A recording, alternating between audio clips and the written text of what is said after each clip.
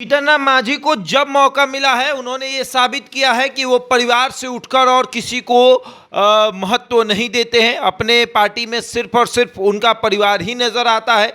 देखिए, सबसे पहले बात कि जब विधानसभा चुनाव आया तो जीतन मांझी ने दिखाया कि पहले परिवार, उसके बाद ही कोई। 7 सीटें मिली और उन 7 सीटों में एक पर जीतन मांझी खुद चुनाव लड़े, एक पर उनका बेटा और एक पर उनकी समधन चुनाव लड़ी। और फिर चर्चा हुई कि जीतन राम मांझी जो हैं वो परिवारवाद पर ज़्यादा फोकस करते हैं, बाकी पार्टियों की तरह वो भी वही काम करते हैं जो बाकी पार्टियां परिवार को महत्व देती है।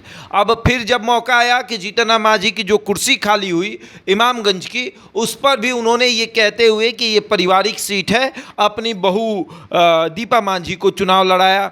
उसके बाद जब एमएलसी बनाने की बात आई तो बेटे को एमएलसी बनाया, जब मंत्री बनाने की बात आई तो बेटे को मंत्री बनाया, और उसके बाद अब जब अनुसूचित जाति में उपाध्यक्ष पद की बात हो रही थी, आयोग का जो गठन हुआ उसमें अध्यक्ष पद तो चिराग पासवान ने अपने जीजा को बना दिया।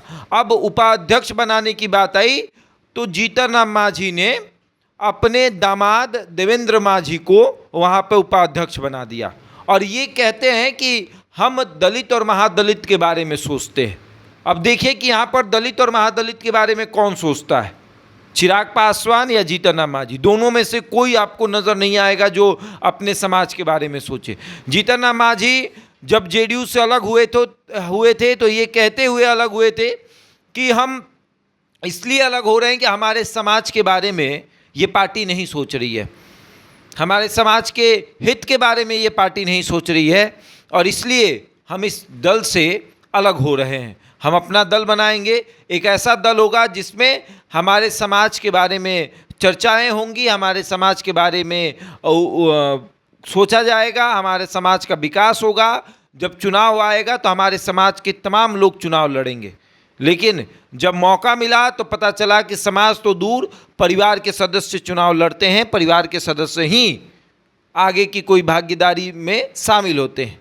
अब अनुसूचित जाति आयोग का गठन हुआ तो उसमें अपने दल से किसी को भेज सकते थे, लेकिन नहीं, अपने परिवार से अपने दामाद को उन्होंने सेट किया।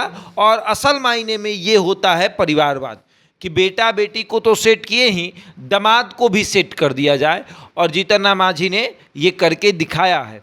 वोट जो है वो मांझी समाज का लोग देगा, वोट जो है वो दलित महादलित समाज का लोग देगा, लेकिन जब अधिकार देने की बात आएगी तो अधिकार जो है वो देगा, वो मिलेगा आपको दामाद को।